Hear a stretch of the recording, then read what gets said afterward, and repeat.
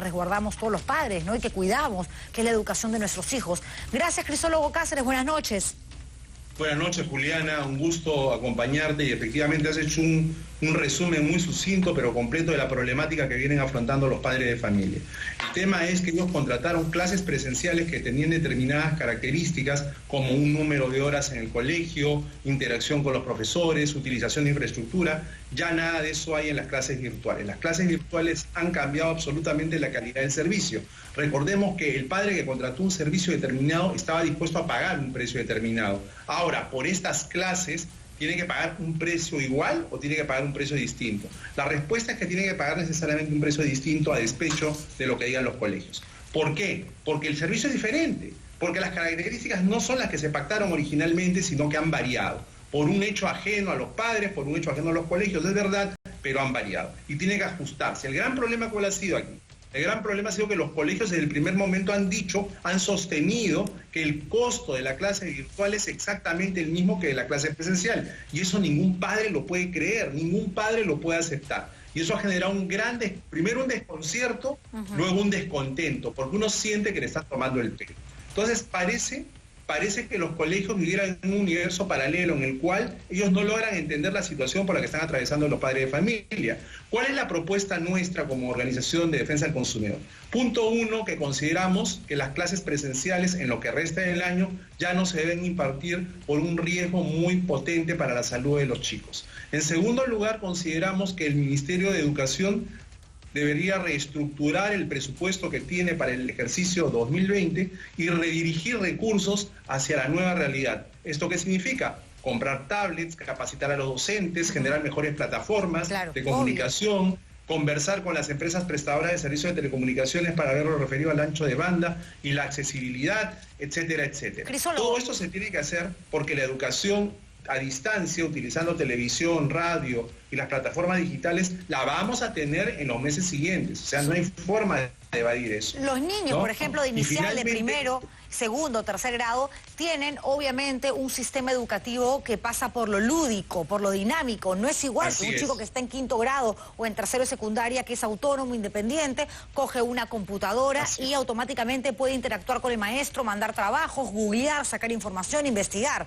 Por lo tanto, debería de haber una escala de porcentajes de reducción del pago de la mensualidad de la escuela, pero como bien dices tú, en función a ese valor que se le tiene que dar a la clase virtual, no a la clase presencial, porque eso ahorita mismo es intangible, eso no existe. Lo que existe es una nueva modalidad que tiene que ser analizada para que los colegios se pongan una mano en el pecho por primera vez, al menos, y entiendan que no puedes cobrar por infraestructura, por la piscina si el colegio de tu hijo lo tiene, por el taller de taekwondo, que tampoco va a ir, por la luz, por el agua, por el jabón, por la flor, por el color, por la témpera y por todo aquello que se le da como parte de un presupuesto que existe como cobro al padre de familia. El tema es que las profesoras están trabajando incluso más, eso hay que reconocerlo, y son mujeres que están en sus casas con su propia historia y con sus propios hijos, se están desdoblando.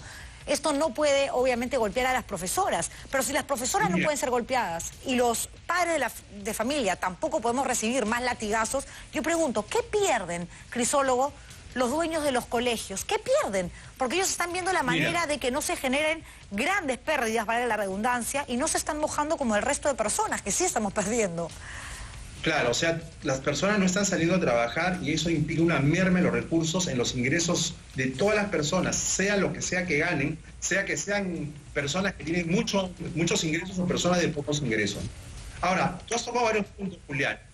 Primero, el tema de que justo mientras estás hablando de los niños, de los primeros niveles de la educación inicial, es lo mismo que me están preguntando mientras hablamos y los chicos de las universidades me dicen, oye, y todo lo que están hablando ustedes solo se refiere a los colegios, ¿y qué pasa con las universidades?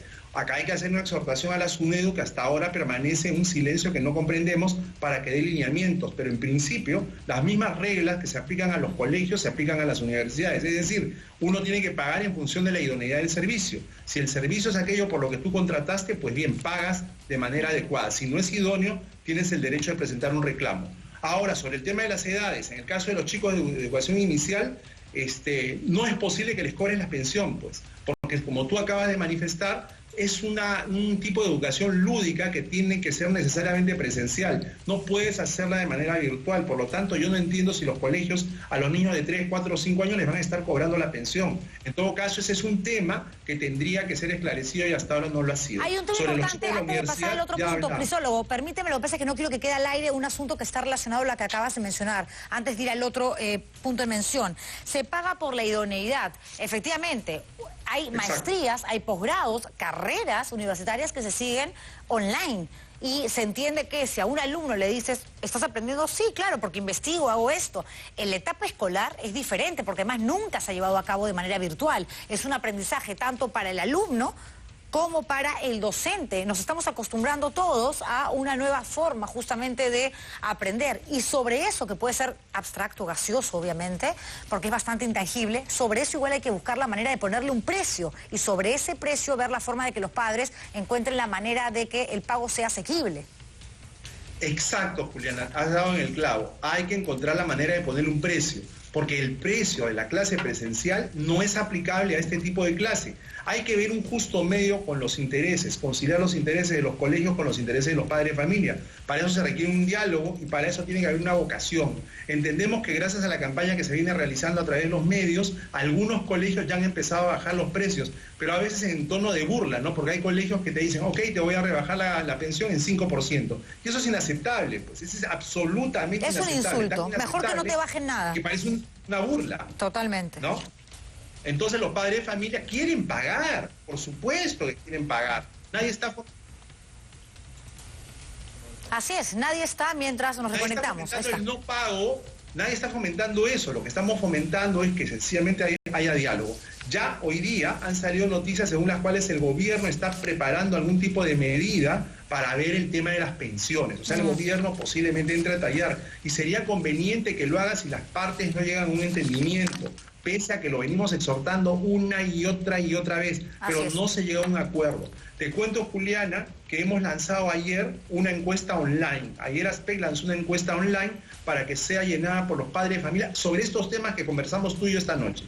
Pensábamos tener alrededor de 5.000 participantes en la encuesta. Te cuento que ya hemos superado los 40.000 participantes a nivel nacional. Lo que pasa es que es una vamos a dar a conocer los resultados de la encuesta. Es una preocupación grande, porque más te dicen, ok, clases online. Y si tienes 3 hijos, ¿tienes acaso 3 computadoras, 3 tablets? Si tienes la capacidad económica, digamos, la suerte de tener plata, ¿dónde compras ahorita una computadora? ¿De dónde la sacas?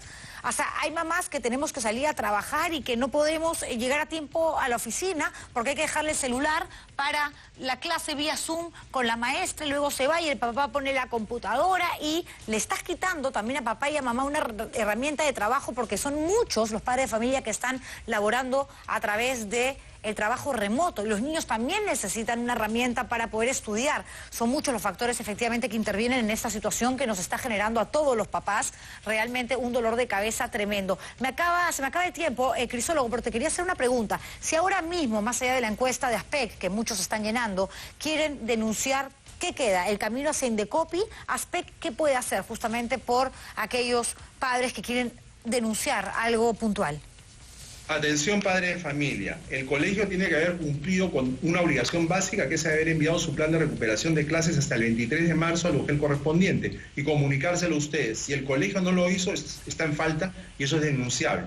Si el colegio les cobró la pensión por adelantado, eso también es denunciable. ¿Y ante dónde se denuncian? Del Indecopi, que puede imponer sanciones que van desde amonestación hasta una multa de 450 unidades impositivas tributarias. En el caso de los colegios públicos, si ustedes encuentran alguna deficiencia, tienen que presentar su reclamo ante la UGEL. Pero sea que se trate de un colegio público, o sea que se trate de un colegio privado, no dejen de reclamar, no dejen de hacerlo y que busquen pruebas. Ustedes busquen pruebas, porque el reclamo por sí mismo, si no está debidamente sustentado, digamos con una publicación, digamos con una información, puede que no sea declarado procedente.